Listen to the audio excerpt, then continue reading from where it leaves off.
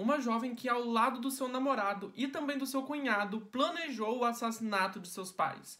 Hoje vim falar pra vocês o caso von Richthofen. Olá pessoas, sejam muito mais bem-vindos a esse canal. Esse canal fala sobre casos criminais todo sábado a partir das 10 horas da manhã. Então se você caiu aqui nesse canal de paraquedas, não esqueça de se inscrever no canal, deixar o seu like e também comentar para caso você queira que eu traga algum caso criminal. E também se você já é inscrito nesse canal, seja muito mais bem-vindo a mais um vídeo. Hoje é um vídeo quase que especial porque é o meu primeiro vídeo depois que eu cheguei aos meus inscritos. Eu ainda pretendo fazer um vídeo especial, um mês especial falando sobre alguns casos criminais que eu pretendo trazer, mas aqui eu vou deixar o meu muito obrigado, sério mesmo, de coração, meu muito obrigado a todo mundo que se inscreveu no canal, que decidiu se inscrever no canal, compartilhar para os seus amigos. Isso é assim, é um marco na minha vida, vamos dizer assim. Mas, enfim, hoje eu vim falar pra vocês um dos casos talvez mais famosos do Brasil, que é o caso von Richthofen, que foi o assassinato e a investigação do casal Manfred e Marisia, eu acho que é assim que se fala esse nome, von Richthofen. O casal que foi assassinado pelos dois irmãos Daniel e Christian Cravinhos e também pela a filha deles, exatamente, a Suzanne von Richthofen. Todo esse crime aconteceu em outubro de 2002, praticamente no mês em que eu nasci, quando a Suzanne abriu a porta da casa da família, onde praticamente Suzanne abriu a porta da casa da família para que Daniel e Christian Cravinhos pudessem entrar na casa e assassinar seus pais. Muita gente se pergunta do porquê que a Suzanne fez isso. Um dos motivos é porque os pais dela não permitiam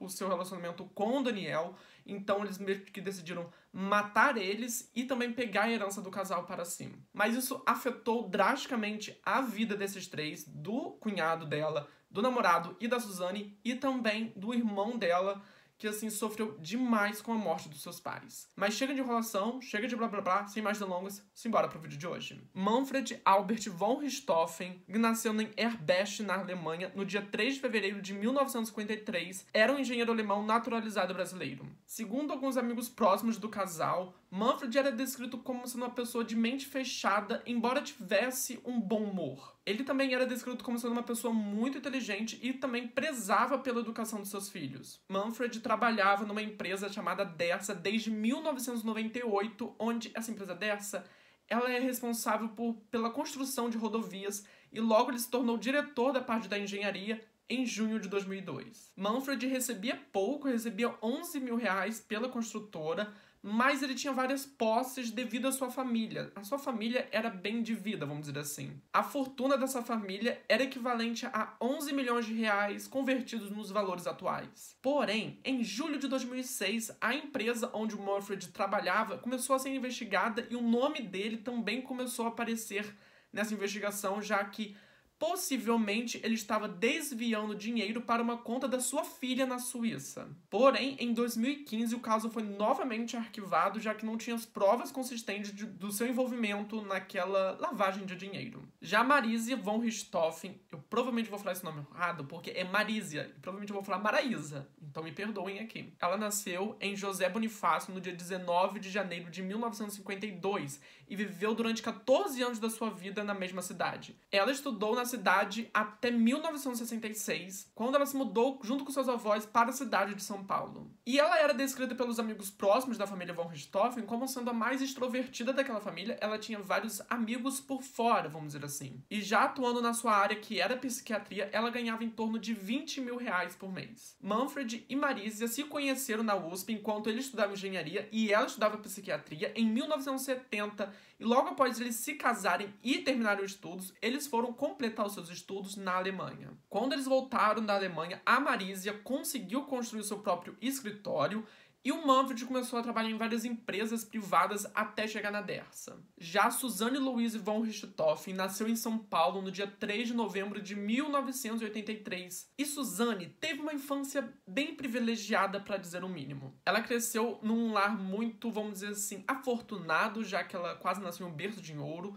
Ela tinha educação privilegiada, ela tinha coisas que muitas vezes as pessoas não tinham condição de comprar, ou seja, ela comprava e seus pais davam. Porém, meio que ela descrevia a relação entre seus pais como sendo bastante rígida, já que eles queriam que ela estudasse muito e meio que prezavam por essa educação que ela recebia nas escolas privadas. Já Andres Albert von Richthofen nasceu no dia 3 de julho de 1987 também na cidade de São Paulo. Ele era descrito por vários amigos como sendo tímido e também sendo uma pessoa caseira, ou seja, não saía muito de casa. E também ele tinha pouquíssimos amigos. Ele era educado com os funcionários que trabalhavam na casa, porém ele passava a maior parte do seu tempo trancado dentro do seu quarto, mexendo no computador, vendo televisão, enfim, ele não costumava sair muito do seu quarto. E quando a família decidia ir para o interior, ir para uma fazenda que eles tinham em São Roque, o Manfred e também o Andres costumavam fazer alguns objetos de marcenaria, meio que como um hobby deles. Fora também que Manfred ensinou o seu filho a atirar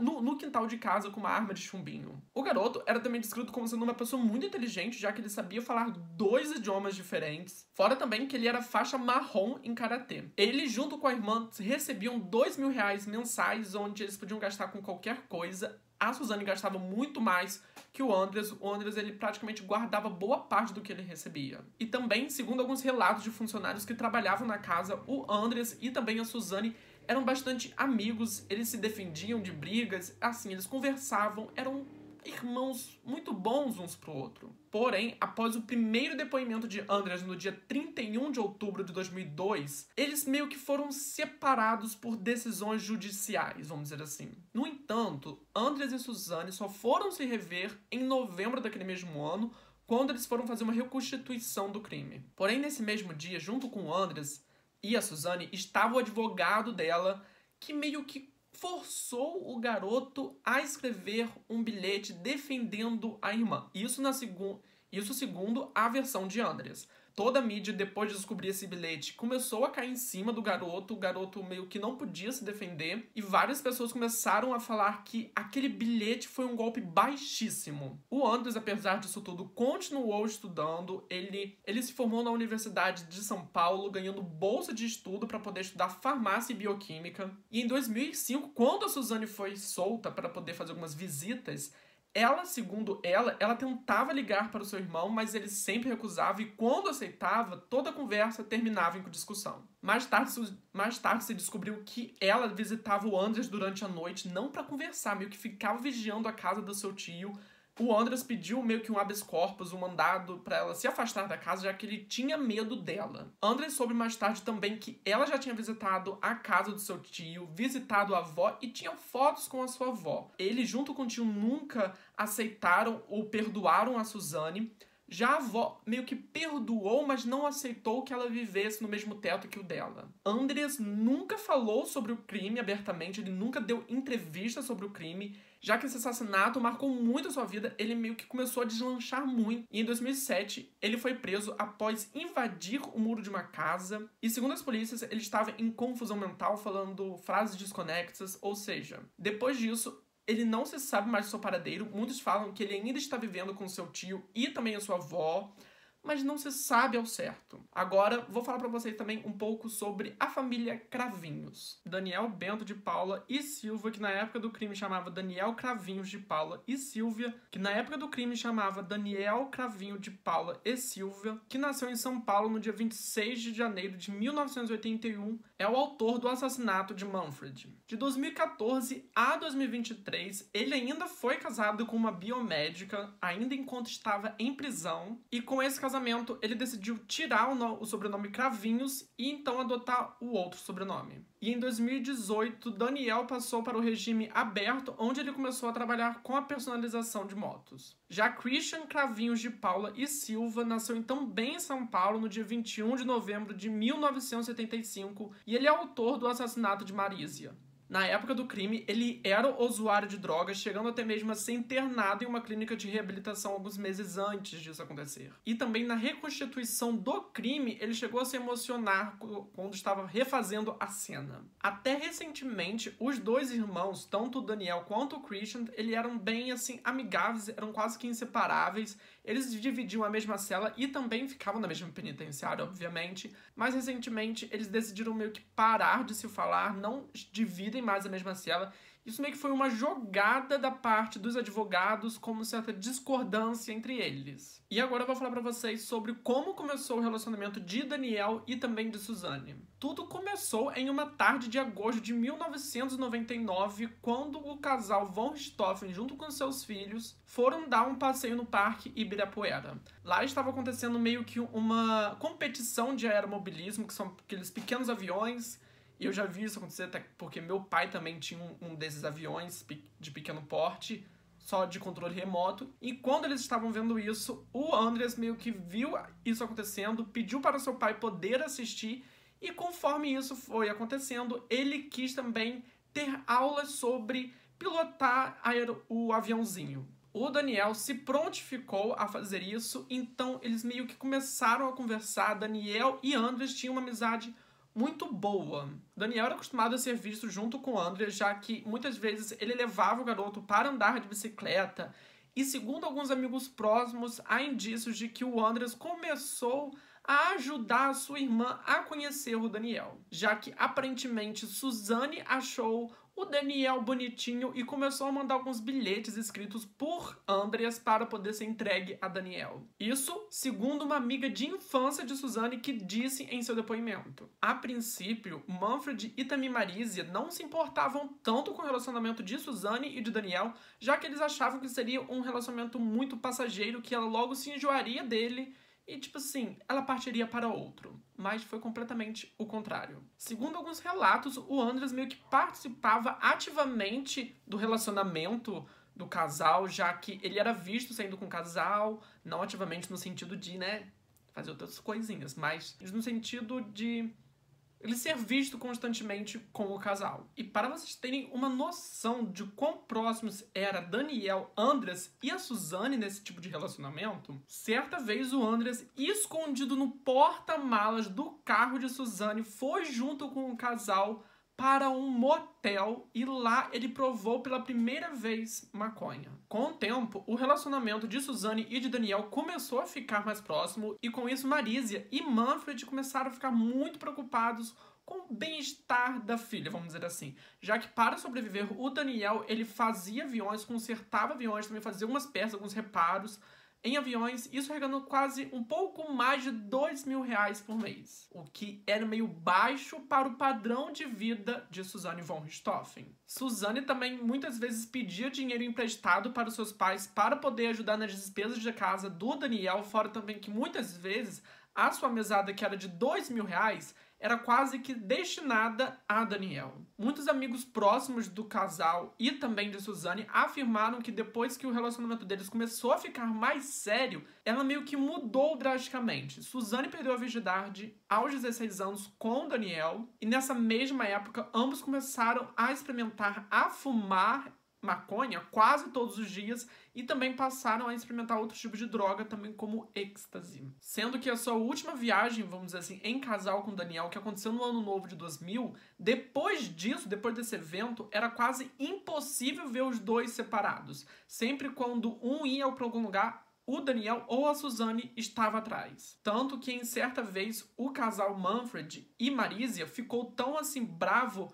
já que ela deixou de ir em uma colação de grau na faculdade. Isso fez com que os pais ficassem ainda mais furiosos com o relacionamento deles. E na faculdade de Direito, que a Suzane fazia, o relacionamento deles era bem estreito, já que em alguns passeios escolares era comum ver Suzane e Daniel juntos nesses lugares. Para vocês terem noção de como o relacionamento deles já estava caminhando para algo muito obsessivo, no Dia das Mães do ano de 2002, a Suzane deixou de ir num restaurante em São Roque para poder ficar com o namorado. Nisso, o pai dela e ela começaram a brigar muito e pela primeira vez em 18 anos, a Suzane tinha 18 anos, o pai dela bateu nela. Depois desse tapa na Suzane, ela saiu chorando, xingando seu pai e ele foi para o restaurante. Na volta, ela já estava em casa. Quando ela voltou, ela pediu desculpa aos pais e disse que iria terminar o relacionamento com o Daniel. Porém, os pais meio que acreditavam que o relacionamento tinha acabado, mas ele estava acontecendo às escondidas. Porém, esse relacionamento às escondidas foi descoberto pouco tempo depois, já que praticamente no início de setembro de 2002,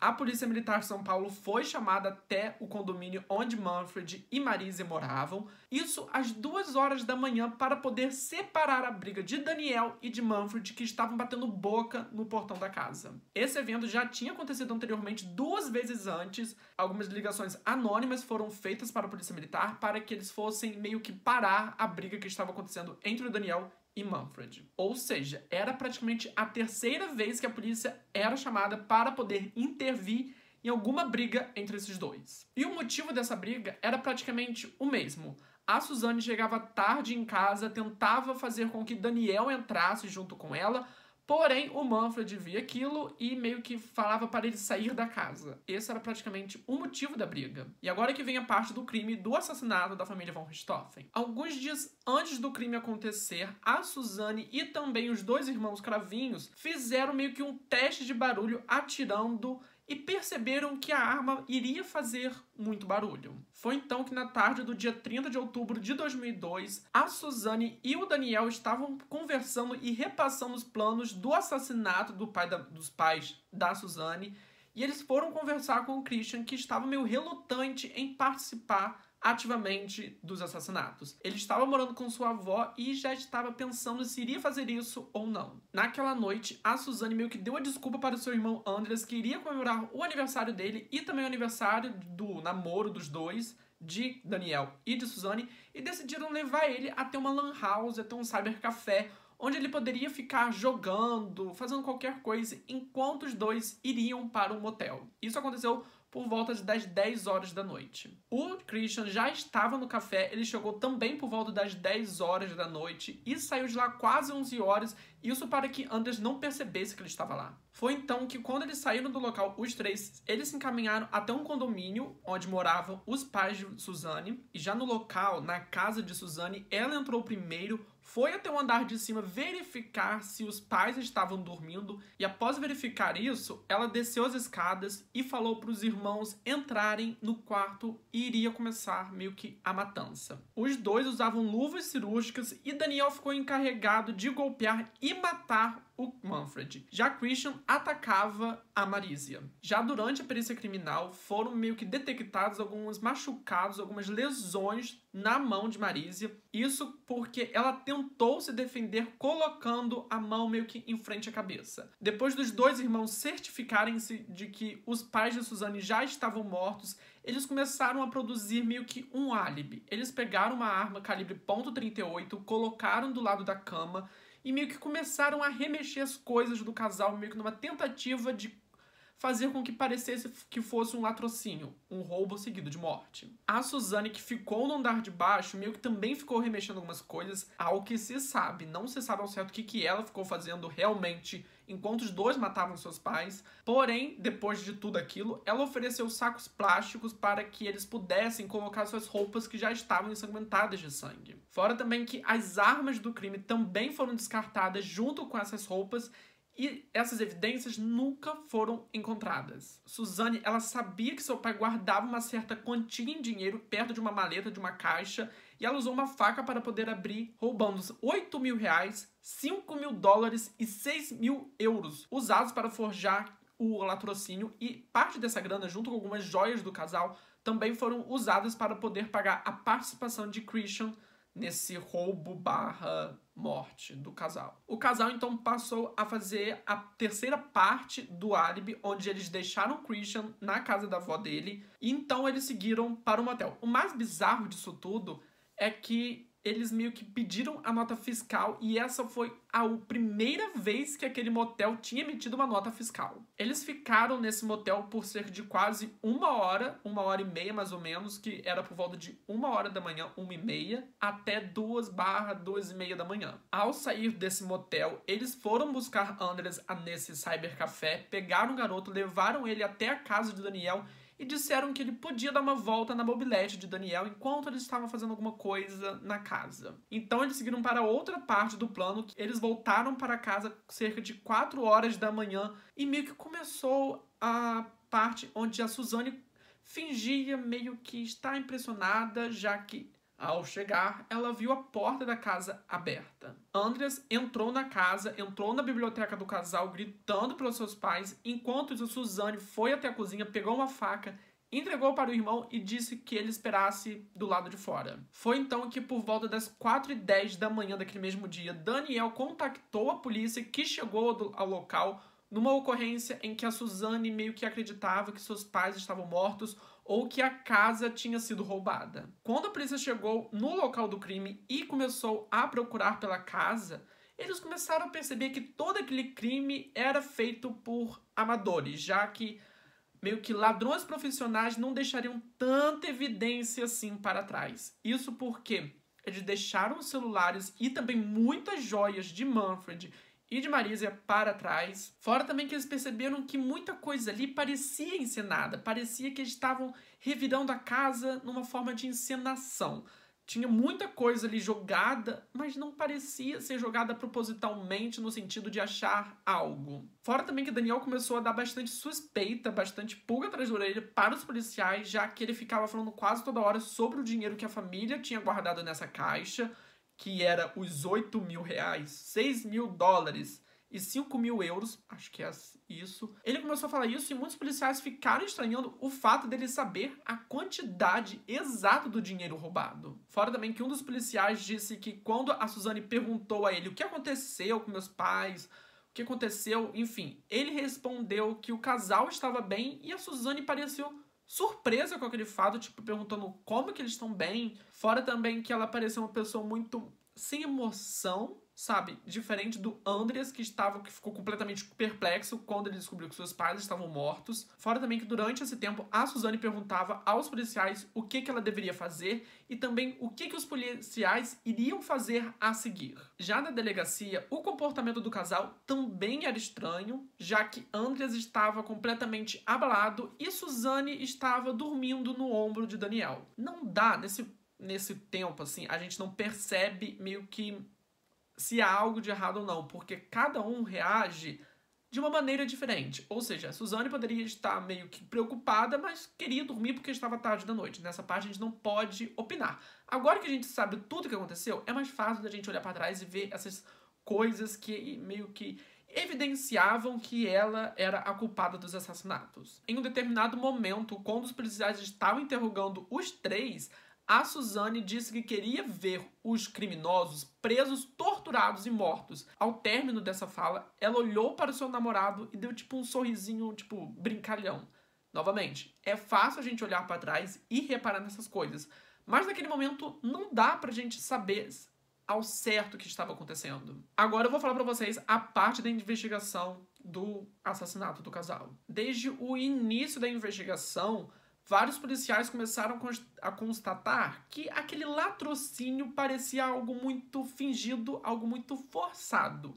Então eles começaram a mirar nas pessoas mais próximas do casal, como filhos, empregadas, colegas de trabalho de Manfred e também alguns ex-pacientes de Marisa. A polícia também chegou a investigar o relacionamento de Suzane e de Daniel e também, segundo algumas pessoas próximas, o Manfred e a Marisa não gostavam do relacionamento de Daniel e de Suzane. Isso fez com que as coisas entre eles, entre essa suspeita, caíssem ainda mais entre as pessoas próximas do casal. E foi então que no dia 4 de novembro de 2002, no DHPP, a Suzane deu seu segundo depoimento para poder tirar algumas dúvidas sobre o assassinato. Os policiais começaram a suspeitar de toda aquela história quando o registro de compra de uma moto no nome de Daniel Cravinhos foi feito alguns dias depois do assassinato do casal.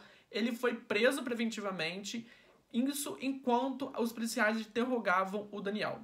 Foi então que no dia 8 de novembro de 2002, os três, Daniel, Suzane e Christian, confessaram o crime. Nisso, várias coisas começaram a se seguir, a notícia começou a circular, muita gente ficou impressionado com tudo aquilo e a Rede Globo, o programa Fantástico, tentou contatar a Suzane para poder fazer uma entrevista exclusiva com ela. O advogado responsável pela defesa de Suzane, que era o Denivaldo Barney, ele meio que estava tentando ajudar e muito a Suzane. Em certo momento dessa entrevista, antes de começar a entrevista com o Fantástico, o Barney deu a instrução à Suzane para que ela parecesse uma pessoa meiga e que começasse a chorar ao vivo. Essa mensagem, essa fala de Denivaldo foi pega pelo microfone da Rede Globo, isso porque o microfone já estava plugado, já estava configurado para poder começar a entrevista. Nessa entrevista, ela estava assim muito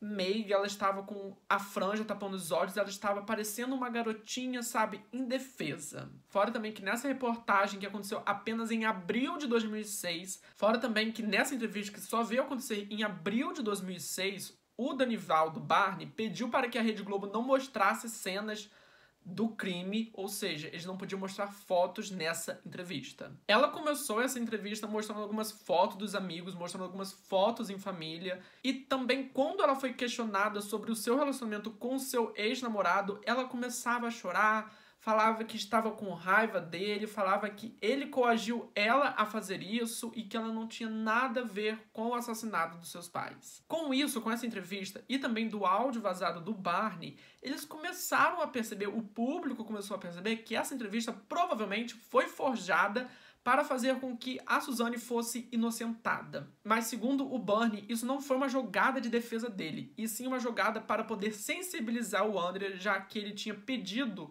à Justiça de São Paulo para que Suzane fosse afastada de qualquer parte da herança do casal von Richthofen. Já o julgamento do casal Daniel e Suzane e também do cunhado dela, o Christian, começou em 2006 e foi transmitido em rede nacional para qualquer pessoa que quisesse ver. O caso do julgamento foi marcado por grandes reviravoltas e histórias mirabolantes. Uma delas foi a defesa alegando que a Suzane tinha problemas mentais, ou seja, ela não conseguia discernir o certo e o errado, mas isso foi, tipo assim, desmentido. A Suzane estava apta para poder seguir o julgamento. E em uma certa mudança de última hora, a Suzane meio que implicou com Daniel como sendo o autor principal do crime. O julgamento durou apenas 5 dias, com o tribunal do júri condenando Suzane von Richthofen e Daniel Kravinski a 39 anos de prisão e mais 6 meses de detenção, pelo assassinato de Manfred e Marisia von Richthofen.